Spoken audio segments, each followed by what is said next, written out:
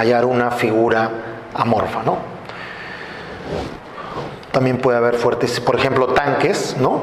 Los tanques de almacenamiento de combustibles, ¿no? También son una fuente de área, ¿no? Y por lo tanto se puede, una fuente circular, ¿no? Estas son fuentes de línea, ¿no? Aquí vemos una trocha carrozable. Bueno, lógicamente acá se levanta más polvo. En época de cuando no hay lluvia, en época de seca, pues la cantidad de polvo que levanta una trocha carrozable es impresionante, ¿no? Estas son vías asfaltadas. Bueno, dependiendo de la cantidad de vehículos que circulen, pues puede generar mayor impacto, ¿no? Aquí ya estamos hablando de fuentes volumétricas. Por ejemplo, una fuente volumétrica se considera pues una faja transportadora, ¿no? La faja transportadora se considera una fuente volumétrica, no una fuente móvil, ¿eh? Muchos equivocan y piensan que esta es una fuente móvil. No, esto es una fuente volumétrica. Por ejemplo, los tiros de ventilación de diversas plantas, son varios tiros de ventilación, también se considera fuentes volumétricas. Una refinería con innumerables chimeneas de cada horno, también para aliviar el proceso de modelación, se puede considerar como una fuente volumétrica, ¿no? El tercer punto para establecer un inventario es determinar la fuente de datos. ¿Dónde están los datos, no? Podemos buscar información histórica, si es que hay mediciones, más para el caso de fuentes puntuales, por supuesto. Estudios de caso regional. En el caso de fuentes de área, por ejemplo, no hay mucha información, se tiene que recurrir a casos regionales, es decir, en Sudamérica, ¿no? Cómo es que se ha trabajado este tipo de emisiones, ¿no? Cómo se ha levantado esta información, o recurriendo ya a un nivel más internacional, más, digamos, a nivel de la EPA, ¿no? Los denominados factores de emisión, ¿no? Que están compilados en un libro denominado AP42, que eso lo pueden descargar de la página web, ¿no? Ustedes entran a Google y pueden escribir esta palabra, estos 5 caracteres, y van a encontrar en inglés, ¿no? Y por último también se puede trabajar ya como último recurso, yo diría, los factores de emisión de la Organización Mundial de la Salud, ¿no? Que fue elaborado por este señor, Economopoulos, en el año 95, si no me equivoco. Son muy, muy antiguos, pero son factores que se utilizan mucho en algunas evaluaciones rápidas que realiza el Ministerio de Salud, por ejemplo, ¿no? O también el Ministerio del Ambiente en algunos casos, ¿no? Entonces, existe fuentes de información, hay que ver cuál es la aplicable a nuestra actividad, ¿no? Lógicamente con las incertidumbres o evaluando, digamos, la posibilidad de hacer una analogía de esta información con nuestra realidad, ¿no? Y pasamos ya, después de esto, pasamos al cálculo, ¿no? Al cálculo de emisiones, ¿no? En este caso, las emisiones, está la gran pregunta, ¿no? ¿Qué hacemos? ¿Medimos o estimamos? Eso depende justamente de la fuente de emisión. Una fuente puntual, de hecho, es posible medirlo. Más bien, decir que no se puede medir es algo imposible, ¿no? Hay muchas tecnologías para medición de una fuente puntual. Incluso si los valores, si las emisiones son muy elevadas, puede llegarse a la posibilidad de diluir la muestra, etc. Hay N tecnologías. En el caso de fuente de áreas es más bien poco probable la medición. Generalmente se trabaja con estimaciones, ¿no? Como les decía, hay estudios de casos, ¿no? De Chile o en Brasil o en Centroamérica de trabajos realizados a partir de estimación de fuentes de área, como presa de relaves o open pits, ¿no? Como le llaman en Estados Unidos a las trabajos, ¿no? A hueco abierto, ¿no? Entonces, la respuesta, ¿se puede medir la emisión? Bueno, en fuentes puntuales sí, en fuentes volumétricas es posible también en algunos casos, y en fuente de área es menos probable, ¿no? ¿Tenemos la información para estimar? Bueno, la información geográfica tenemos, ¿no? Ahora, la composición de información de una fuente diaria, pues también se puede realizar, eso, digamos, a través de muestreos, ¿no? A través de análisis de balances, etcétera, es posible estimarlo, ¿no? La estimación es, digamos, posible, ¿no? Ahora, ¿qué nivel de estimación podemos realizar? Podemos realizar evaluación de procesos, evaluación puntual, hacemos una evaluación puntual de emisión, estamos hablando, o hacemos una evaluación a nivel de toda planta, ¿no? Cual, lógicamente, un análisis de proceso es mucho mejor, ¿no? Pero eso implica no solamente tiempo, sino costo, ¿no? Entonces tenemos que ver cuál es más conveniente por la simplicidad, ¿no? Entonces, si yo tengo procesos que son muy similares, entonces yo puedo asumir de que puedo trabajar de repente con un factor de planta, ¿no? Si yo tengo procesos muy diferenciados, ¿no? Entonces tendría que hacer un análisis de proceso, ¿no? Y si todo va a un punto de emisión, entonces es más fácil hacer una medición de punto, en el caso de una fundición, ¿no?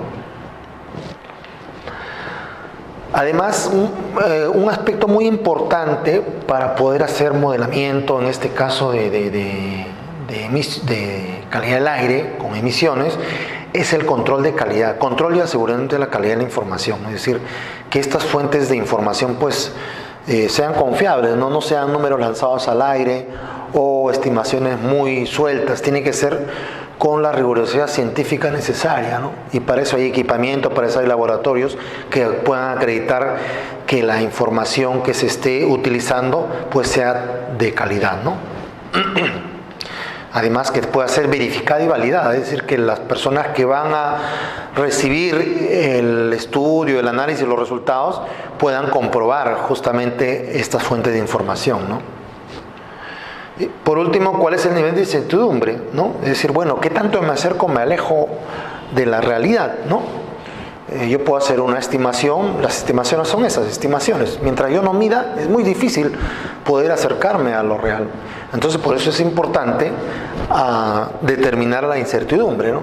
Tanto a nivel del que estima, o sea, de la persona, como de la información o los equipos que se ha utilizado para brindar esa información, ¿no? Esto es toda una cadena de incertidumbre que se va acumulando y va generando una mayor incertidumbre, ¿no? De esto hay técnicas para evaluar la incertidumbre que también se utilizan en control de calidad. Como les decía, aquí tenemos los tres niveles, ¿no? ¿Cuál es el más exigente? Lógicamente, el de proceso, que conlleva más tiempo, más personal, más costo. Este es el, digamos, más sencillo, ¿no? Que es estimación, y este que es un intermedio, pero que es mucho más preciso, ¿no? Porque al final estoy midiendo en un solo punto el aporte de todos, ¿no? Pero, como les digo, se aplica en los casos en los cuales se pueda contar con esta facilidad, ¿no?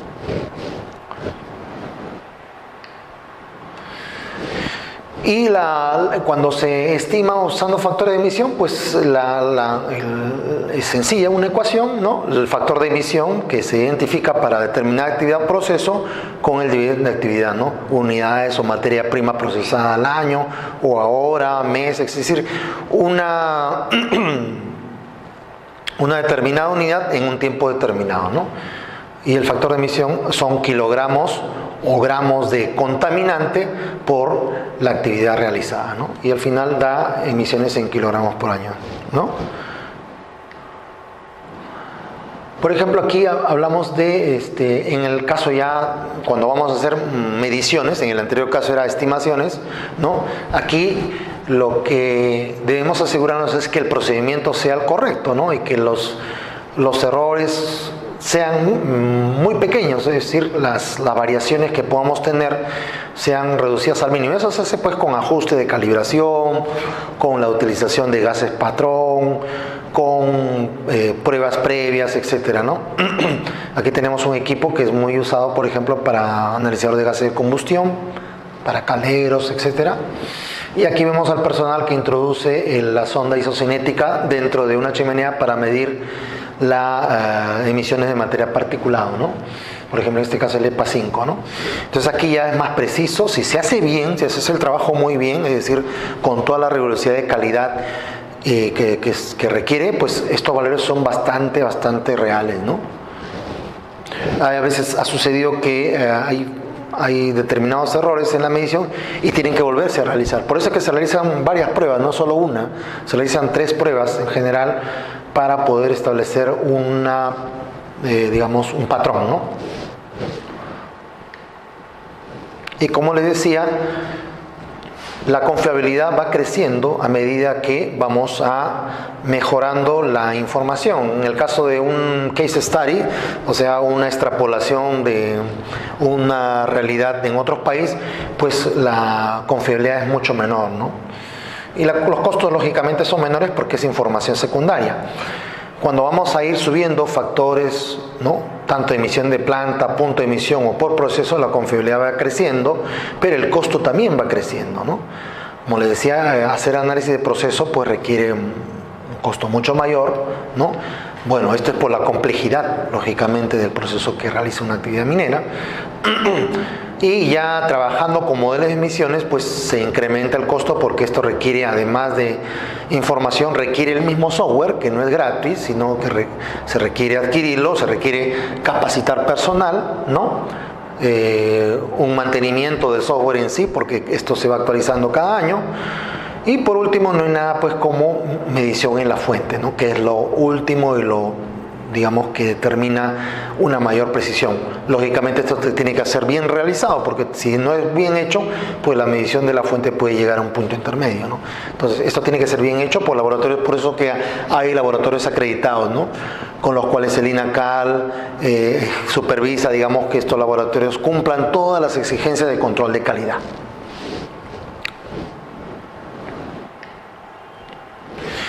Y no basta hacer un solo inventario, ¿no? Nosotros tenemos que realizar varios, porque la información es dinámica, ¿no? Es decir, no está estancada en el tiempo, ¿no?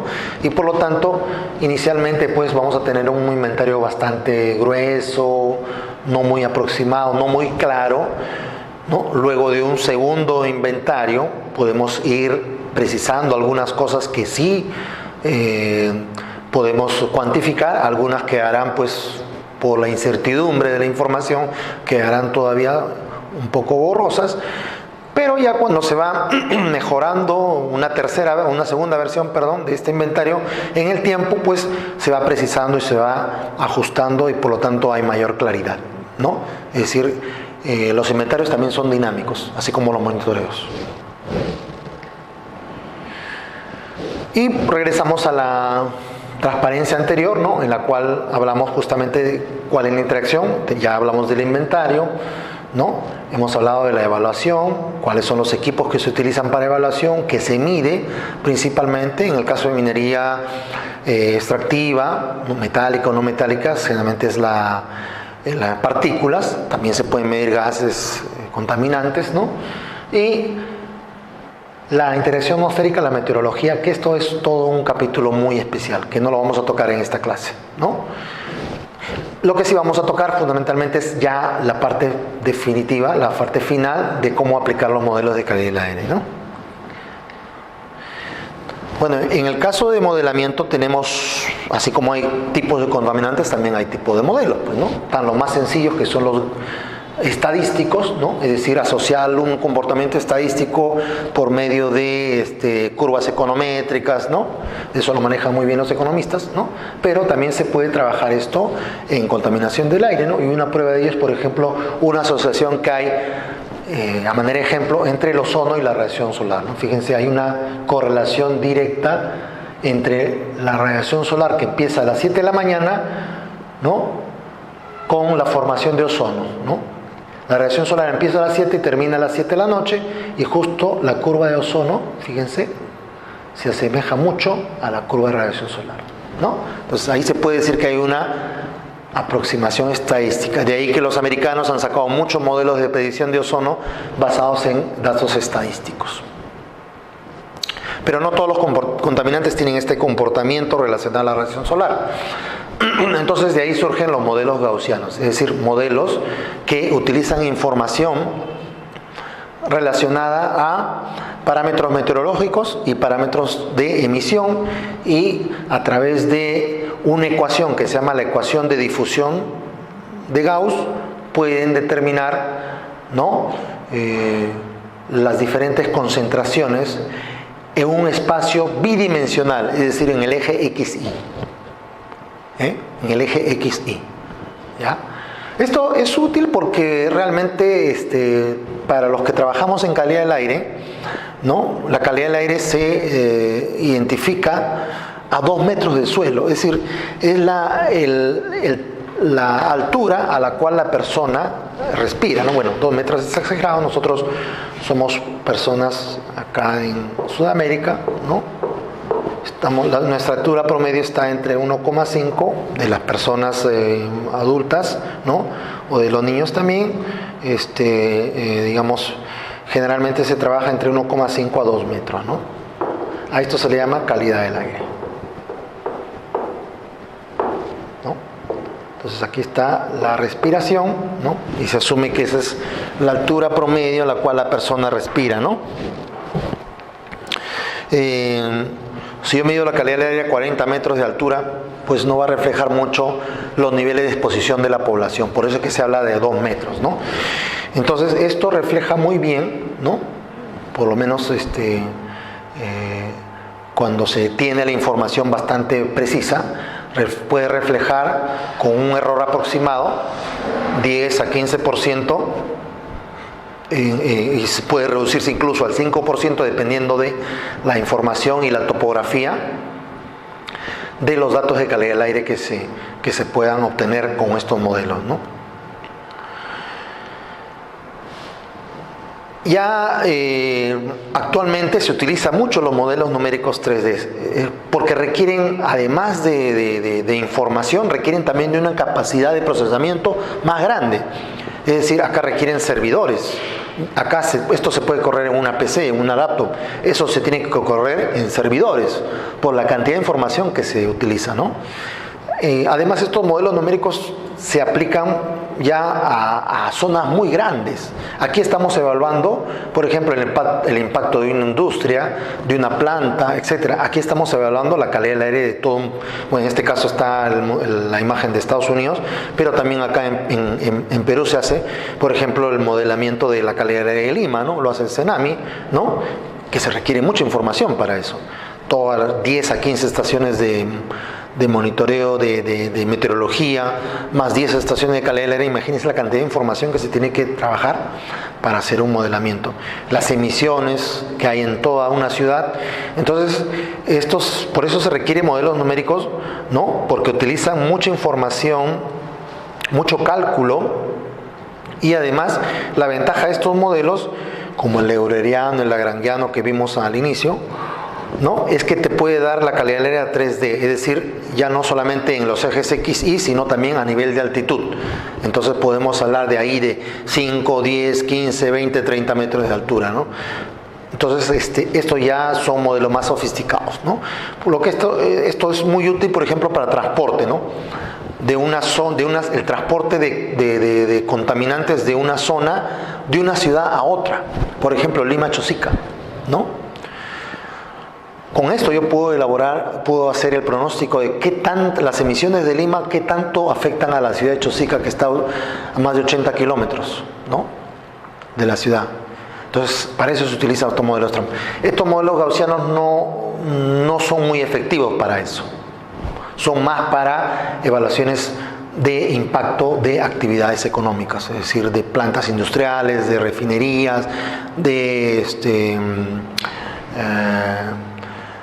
tajo abierto, minería no metálica, etc., ¿no?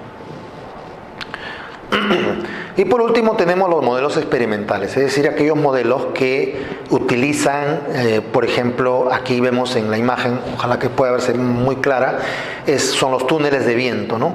Un túnel de viento que puede simular diversas condiciones de velocidad de viento, ¿no? Aquí está como maquetas una zona específica que se quiere evaluar, y a través de sensores de monitoreo se puede determinar cómo una determinada nivel de emisión puede alcanzar a estos puntos, ¿no?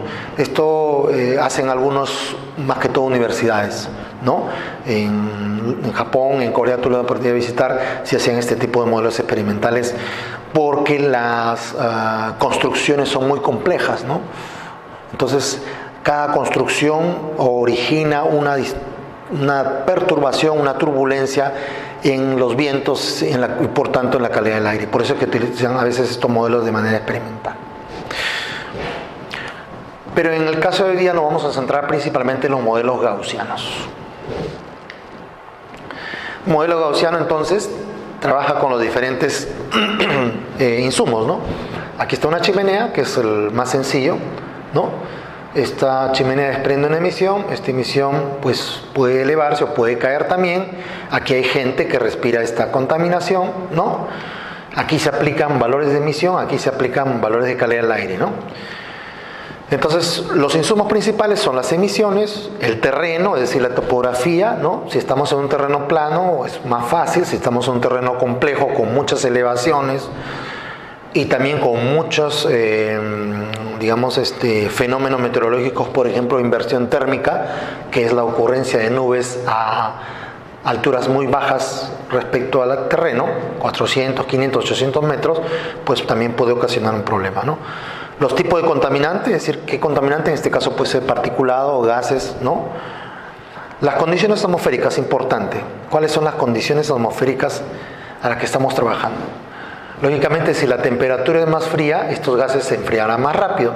Si la temperatura es muy caliente, estos gases tardarán mucho en enfriarse y por lo tanto, pues se elevan, ¿no? Un modelo de dispersión atmosférica recoge justamente esta información y lo que produce son distribución espacio-temporal de la concentración de contaminantes en el aire. Es decir, una distribución, como les mencioné acá, ¿no? Espacio-temporal. Las zonas rojas son las zonas donde hay mayor concentración de contaminantes, mientras que las zonas amarillas son donde hay menos concentración de contaminantes, ¿no? Eso es lo que produce un modelo. Y son líneas de contaminación, ¿no?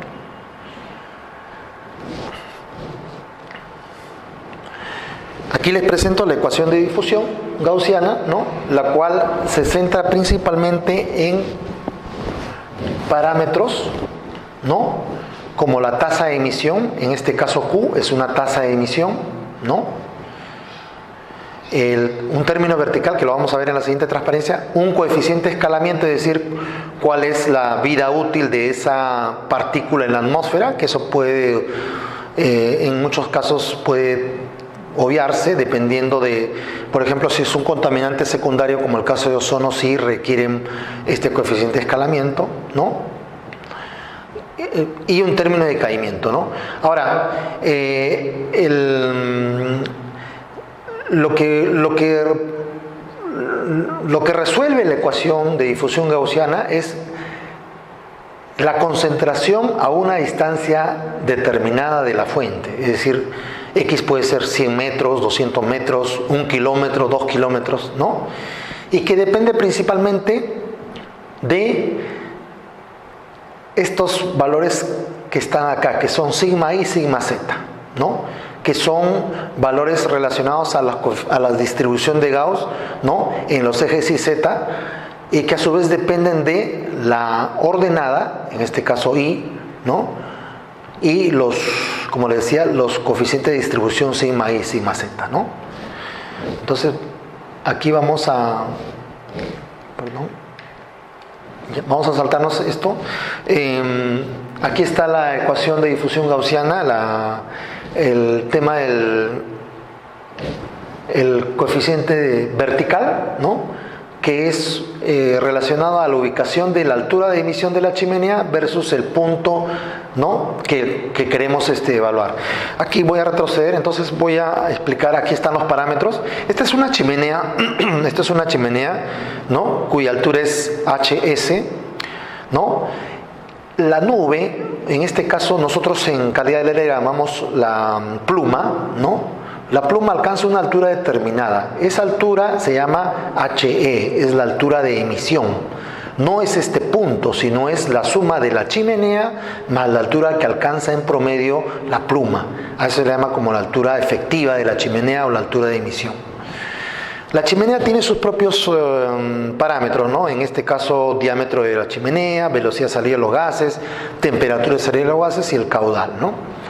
hay una velocidad de viento, ¿no?, que puede ser desde el suelo hasta la altura determinada. Ustedes saben que la velocidad del viento pues se puede calcular, ¿no? Vamos a graficarlo aquí.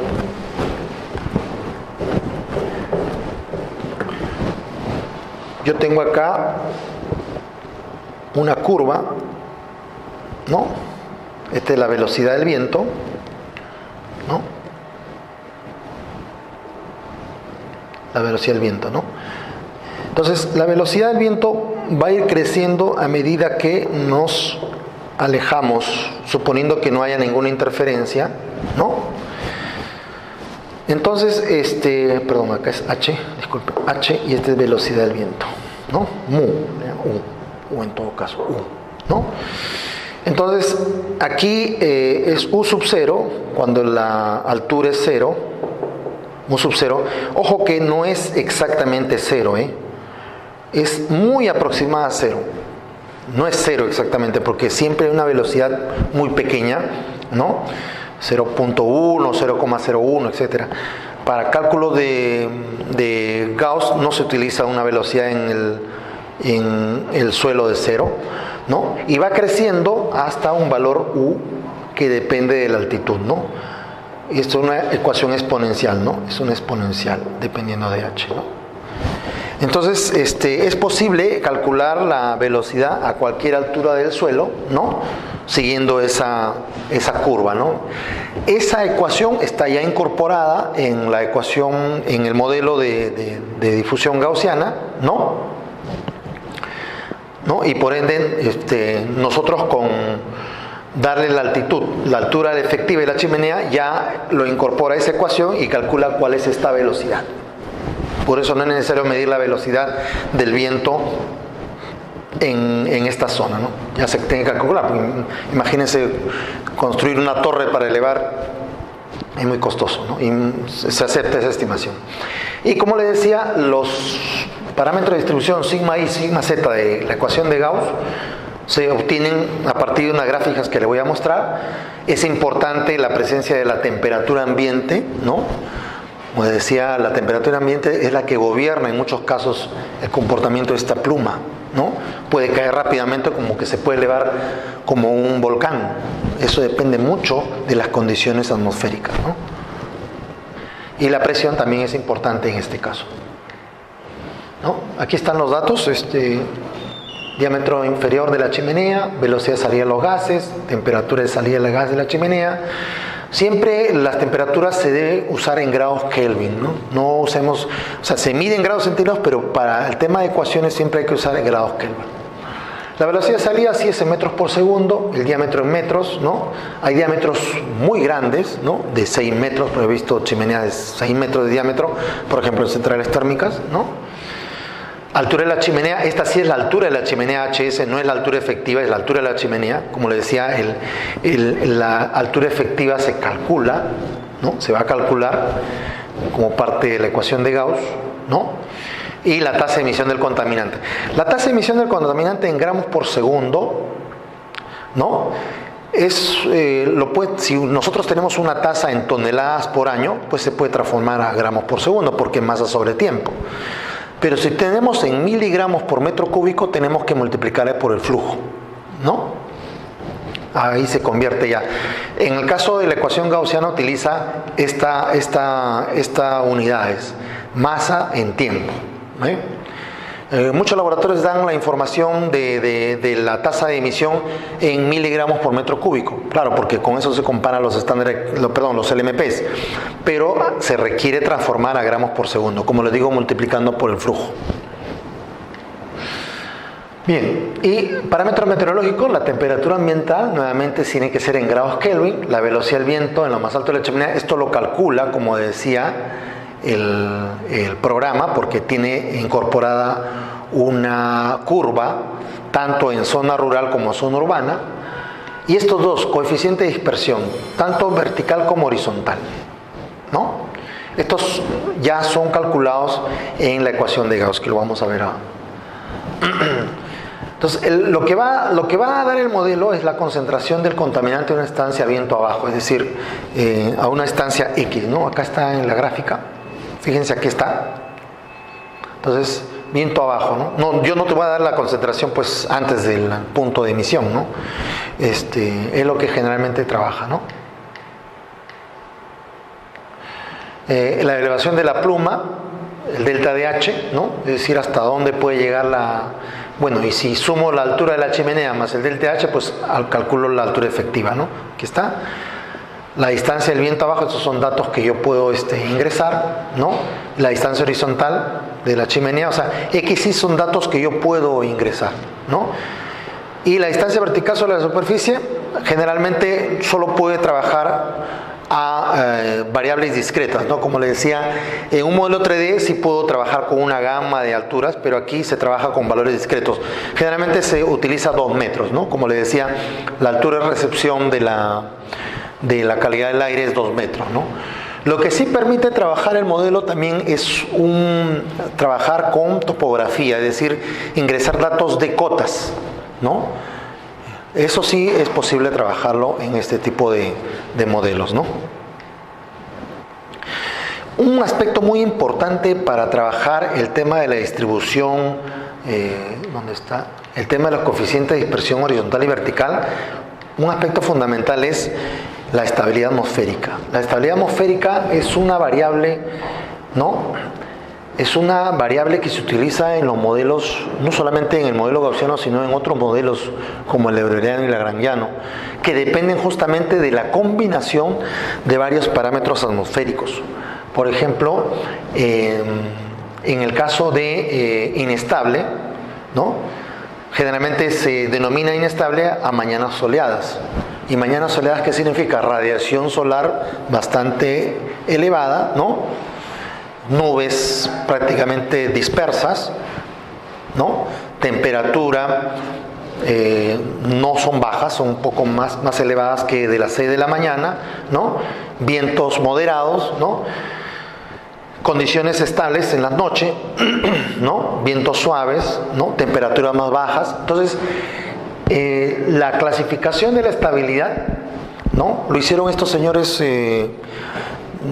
Pasquill, Gifford, ¿no? Son 2 científicos americanos que trabajaron mucho, observaron mucho las condiciones meteorológicas e identificaron patrones, ¿no? Y estos patrones de estabilidad pues lo denominaron clases de estabilidad, ¿no? Desde la A hasta la F, ¿no? Entonces, ustedes pueden encontrar, si desean investigar un poco en la web, el paper de estos señores, ¿no? Estabilidad atmosférica. Y esto lo hicieron con experimentos, lanzando globos, tomando temperaturas, etcétera, ¿no? Entonces, fue un trabajo de varios años, y finalmente ellos llegaron a esta clasificación. Fíjense que aquí está mucho más clara, ¿no? Por ejemplo, disculpe que esté en inglés, aquí está la velocidad del viento, por ejemplo, en la superficie, cuando la velocidad del viento es menor a 2, de 2 a 3, de 3 a 5, de 5 a 6. Entonces acá estamos hablando de vientos débiles, menores de 3, vientos moderados de 3 a 6 y vientos fuertes, ¿no? Cuando la radiación, insolación, bueno, es la radiación en realidad, ¿no? Radiación solar es fuerte, ¿no? Y la velocidad del viento es débil, entonces estamos en una estabilidad atmosférica entre A y B, ¿no? Cuando la radiación es fuerte, ¿no? Y tenemos velocidades muy altas, estamos hablando de una estabilidad C. Entonces fíjense que con la información que voy recopilando de las estaciones meteorológicas, porque esta información es de estación meteorológica, la radiación solar también me da una estación meteorológica en vatios por metros cuadrados, ¿no? Yo puedo establecer un patrón de escala fuerte, moderada y débil, ¿no? Porque la radiación solar generalmente en las mañanas y en las tardes es débil, ¿no? Al mediodía es fuerte y entre la media mañana y la media tarde es moderada. Esto se distorsiona cuando hay nubosidad, y justamente aquí hablamos de la nubosidad. En la noche, por ejemplo, ¿no? Tenemos que, cuando la cobertura nubosa es mayor a 4/8, es decir, la nubosidad está dividida en banda de octavas. 0/8 es cielo totalmente despejado y 8/8 es cielo totalmente cubierto. Entonces saquen su línea. 4/8 es de medio cubierto a cubierto, ¿no? Y menos de 3/8 es cielo parcialmente despejado hasta 0, que es despejado. Entonces aquí están justo las dos clasificaciones y fíjense, las estabilidades oscilan entre E, D y F, ¿no? Y D, E y F, ¿qué cosas son? Pueden ser neutras, ligeramente estable a estable. Entonces, estos señores ya identificaron las estabilidades en función a los parámetros meteorológicos, que también forma parte del modelamiento, ¿no? Y determinaron que la pluma se comportaba justamente de diversa manera de acuerdo a esas estabilidades y a la temperatura, ¿no? Por ejemplo, aquí hay, acá vemos que la temperatura, hay una normal, hay una temperatura que va reduciéndose. La temperatura debe reducirse conforme se incrementa la altitud, pero sin embargo a una cierta altitud ocurre lo contrario, en vez de enfriarse se calienta, ¿no? A eso le llamamos, por ejemplo, inversión térmica. ¿Por qué? Porque la temperatura se invierte, ¿no? En vez de enfriarse se calienta. Y llega a otro punto en el cual ya se recupera su situación normal. Pero ¿qué ocasiona este quiebre? Justamente que los gases calientes, en vez de subir como efecto de volcán hacia arriba, pues por esta situación, esta inversión térmica origina que hay una capa de nubes aquí que impiden que los contaminantes asciendan, y por lo tanto, ¿qué hace? Se extiende, ¿no? Se extiende. Aquí también pasa lo mismo, solo que aquí la temperatura no se llega a recuperar, entonces se produce efectos más agudos porque la pluma va cayendo por tramos, es decir, hay una mayor depositación de contaminación. Estas situaciones, por ejemplo, son muy peligrosas para la contaminación, para la calidad de vida de la gente, ¿no? Entonces es muy importante por eso en saber por expertos, ¿no? Las empresas deben asesorarse por expertos, o en todo caso poder trabajar con el CENAMI, a qué horas o en qué momento se presenta esta inversión térmica para reducir un poco la carga de las actividades, porque cuando se produce esta actividad, este fenómeno, y la actividad sigue trabajando normalmente, pues puede llegar, y si esta inversión permanece en el tiempo, pues podemos llegar a tener problemas como los que tuvo la ciudad de Donora en Estados Unidos, o Londres en los años 50, el famoso smog de Londres, donde murieron 2.000, 3.000 personas, ¿no? Entonces es importante por eso conocer las condiciones meteorológicas de la zona de trabajo, ¿no? Aquí tenemos, por ejemplo, algo bastante interesante, ¿no? Aquí un ingeniero estudió muy bien la inversión térmica y construyó la chimenea por encima de la inversión térmica, es decir, ya la pluma nunca va a descender, pues, o no va a descender justamente cuando se presente esta inversión térmica, es decir, el techo nuboso va a estar por debajo de la pluma, ¿no? Y así podemos ir explicando las otras situaciones, ¿no? Por ejemplo, en la primera, en la de arriba, ¿no? Tenemos una condición de temperatura normal que va bajando con el tiempo, y lógicamente la pluma sube y baja porque la temperatura es la que regula, en este caso, ¿no?, la concentración de contaminantes. A medida que se va enfriando, pues va cayendo, ¿no? Es como un globo de aire caliente, ¿no? En la medida que lo soltamos se eleva, pero cuando va enfriándose ya el globo va bajando, ¿no? Igualito. Y esto es finalmente las curvas, ¿no?, que han sido incorporadas a los modelos gaussianos, ¿no? Esta es la curva de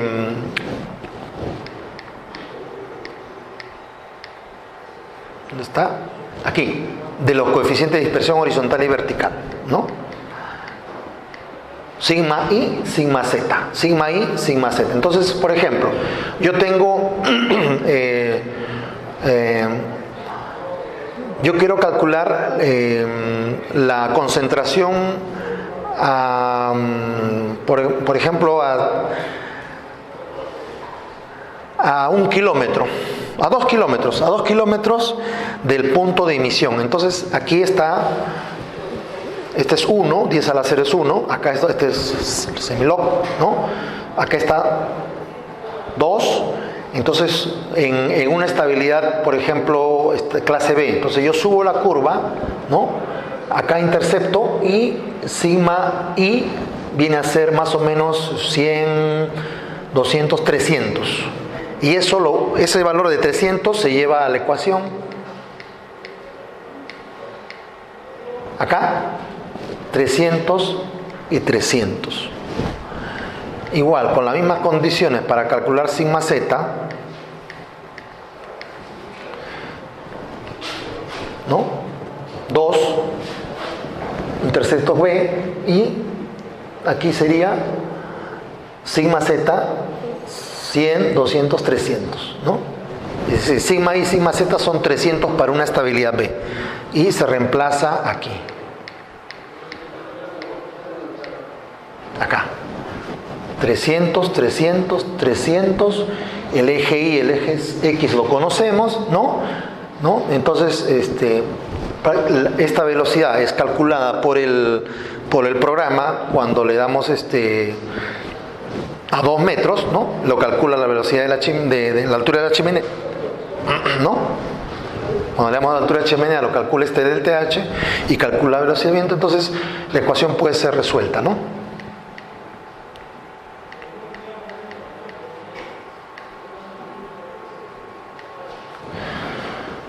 Este es el procedimiento. Entonces en este caso los modelos gaussianos calculan primero la elevación de la pluma y la altura efectiva, ¿no?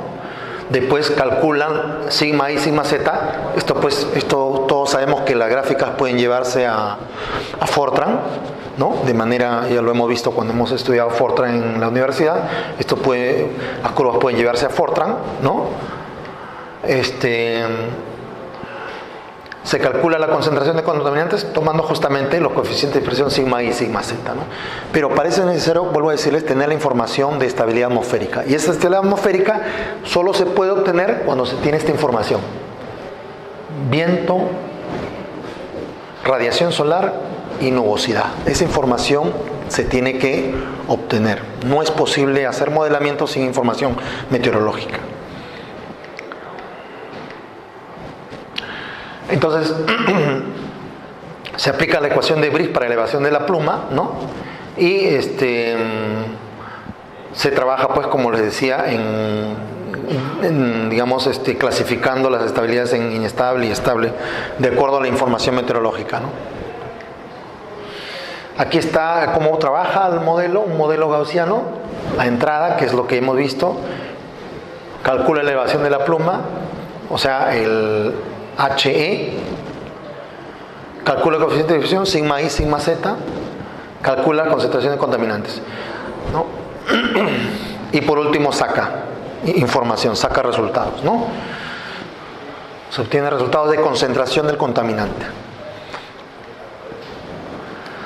Vamos a hablar ahora esta ecuación ha permitido que surjan, pues, modelos desde simples y sencillos hasta modelos complejos. Estamos hablando de ecuación gaussiana, ¿no? El modelo más sencillo fue el screen, ¿no? Screen, que en inglés es pantalla, ¿no? Es un modelo bastante antiguo,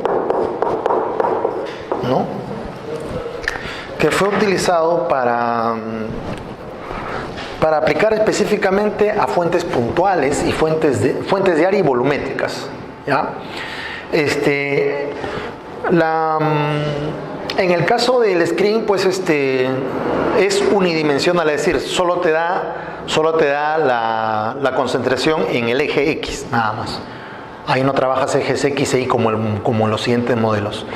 Ahí simplemente el screen lo que hace es: tú tienes, por ejemplo, una chimenea, ¿no? Esta es la dirección del viento y aquí está el punto que vas a X.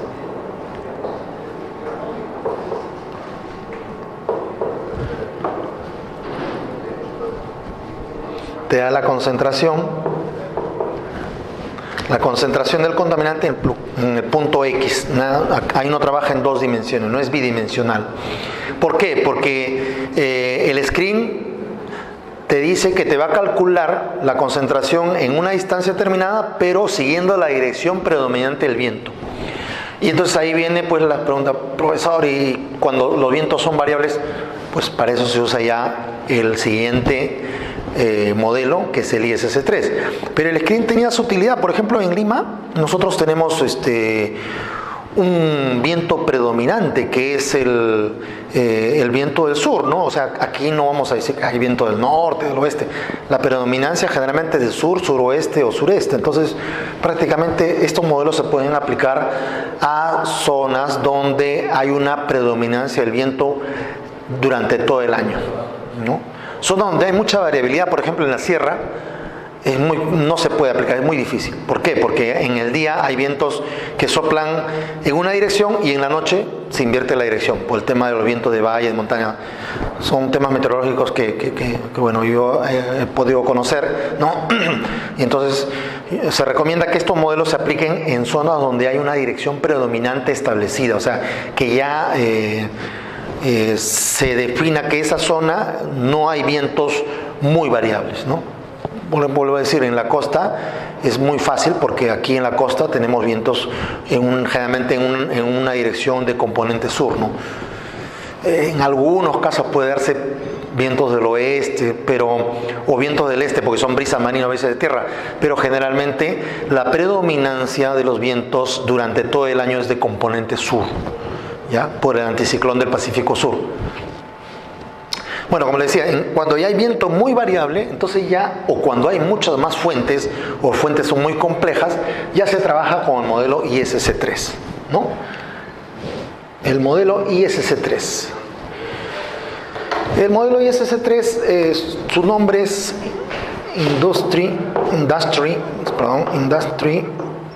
Source Complex. Es decir, una fuente industrial compleja, ¿no? Y claro, porque en el caso, a diferencia del screen, como les decía, permite trabajar con diferentes velocidades de viento, diferentes direcciones de viento, y además, no solamente con una, sino con varias chimeneas, ¿no? O varios puntos de emisión, ¿no?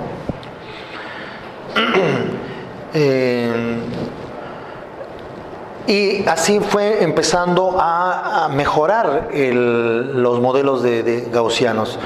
Este modelo ISS3, la limitante que tiene es, por ejemplo, que lo que no puede hacer es modelar, por ejemplo, cuando a grandes distancias, ¿no? Se pierde mucho la resolución cuando se trabaja más de 5 kilómetros, 10 kilómetros, ya bastante complejo, ¿no? Y para eso surgieron estos otros dos modelos, ¿no? El ARMOD y CALPOF, que trabajan con información meteorológica más de carácter complejo, no tanto con meteorología de superficie, sino con meteorología ya vertical.